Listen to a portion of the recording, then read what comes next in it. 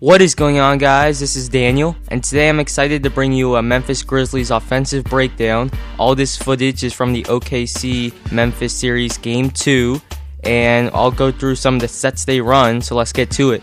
Memphis runs the flex action out of horns, and horns is when there's two wings in the corner and two big men at the high post with one with the ball up top. Conley first throws the ball to the high post, and then he'll cut around, setting a screen. And then right here, Courtney Lee has the option of using Conley's cross screen or Gasol's down screen. Here he chooses Conley's cross screen, and Conley curls back and uses Gasol's down screen.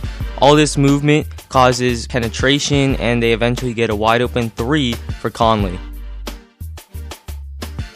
Same play, and here Miller will choose the down screen by Ed Davis, and notice when he curls to the hoop, Ibaka helps off the screener Davis, which leaves Davis wide open, but Ibaka comes up with a huge block. The problem here, when Courtney Lee comes off this screen, it should be a pass from Randolph, not a dribble handoff. And when that happens, it creates bad movement, bad spacing, and they end up with a bad shot. Same basic action here with Prince using that cross screen and Lee using that down screen. And when Lee doesn't have anything off of that, he simply hits Gasol in the post. Gasol gets doubled and nicely finds Prince for the wide open jumper. Now let's talk about the Grizzlies post-ups, and I wasn't pleased to see them not using much motion or cross screens. They often got tough shots like this, even though Randolph made that one. But very early in the game, they did have more success later. They got bad looks, and it didn't work well for them. Here they do screen for the post-up man and run a shuffle cut for Gasol to the block. And when they reverse it to Randolph, Gasol nicely seals off his man, and they get a foul out of it. Really nice stuff. And even though Randolph struggled earlier, the bottom line is he's a top-flight post-up man, and here he gets to the rim and finds Gasol for a layup. For some reason on this play, they try to post up Prince on Durant, who's longer and taller, and it's no surprise it ends with a miss. Now, my favorite set the Grizzlies run is where they'll dribble pitch into a screen, and here Courtney Lee gets right to the basket for a layup, but he just can't hit it. Now here, notice how they don't get anything off the screen, but they simply hit Miller and they go right into the post. This is the second option off the play, and they hit the jumper. And this is actually gorgeous, as they'll hit Randolph on the duck-in on the opposite block for a layup. Really great stuff. And again here, they'll hit Miller, who executed the dribble handoff, who hits Gasol in great post position, but he just can't hit it.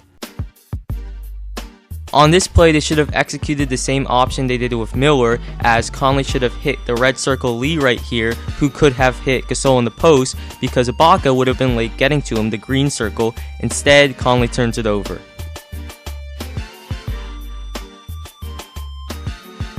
Now let's talk about pick and rolls, and OKC in this game put on a clinic on how to not defend the pick and roll. They were just awful, and here they try to perform ice, where they force sideline and the big man will contain the ball handler, but Ibaka comes way too high and displays little effort, and Conley goes right by him for a layup. Here Westbrook does the right thing and force sideline the red circle, but notice Durant, the black circle, does a terrible job containing. He's glued to Tony Allen, and again Conley gets a layup. And lastly, they perform ice again, but notice Derek Fisher helping one pass away on a shooter, Courtney Lee, and they get a wide open look. The next method I'll talk about is when OKC double teamed or blitzed the ball handler, which leaves the roll man open, and here Conley does a nice job finding Gasol for the easy jump shot. Again, Oklahoma City blitzed the ball handler, and when Memphis reverses the ball, it puts the Thunder out of position and Lee is able to drive and get a layup. Double teaming the ball handler can be a very effective method at lower levels to force turnovers, but this is NBA basketball and Conley can easily find Gasol for another layup. This often puts the defense in a 3-on-2 situation, and here Allen sneaks in for a layup as the defense falls asleep.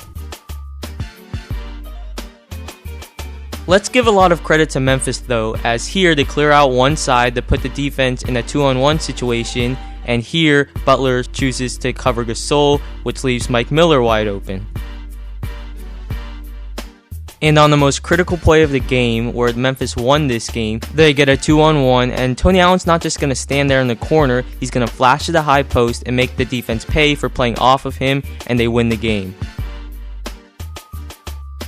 And the last method is easily the worst, as what they'll do is they'll allow middle and have the big man, in this case Ibaka, sag, and here he picks up the ball handler, which leaves the roller Gasol open for the layup. And here Ibaka decides to stay with Gasol, which leaves the ball handler open for the easy jump shot. And this time they try to bring a second man to stop the ball handler and the roll, but that leaves his man Gasol open, but he misses.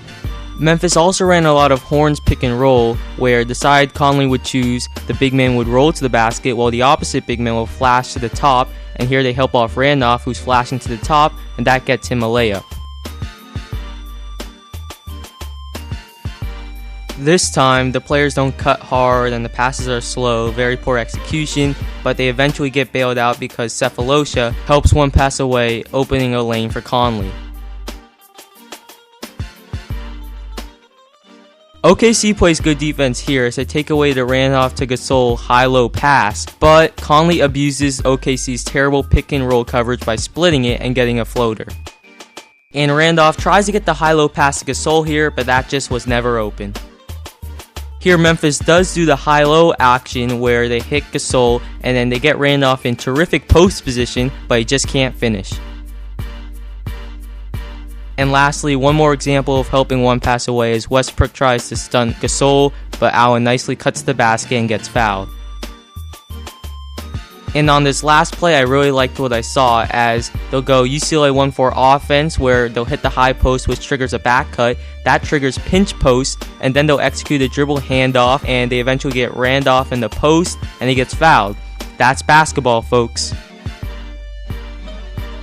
Well, thanks for watching. I really liked some of the sets the Grizzlies ran, and in the game I saw, they completely abused OKC in the pick and roll. There is no doubt in my mind the Grizzlies run a better offense than OKC, but OKC does have Durant and Westbrook, and that will likely lead them to a series victory. Well, see you next time.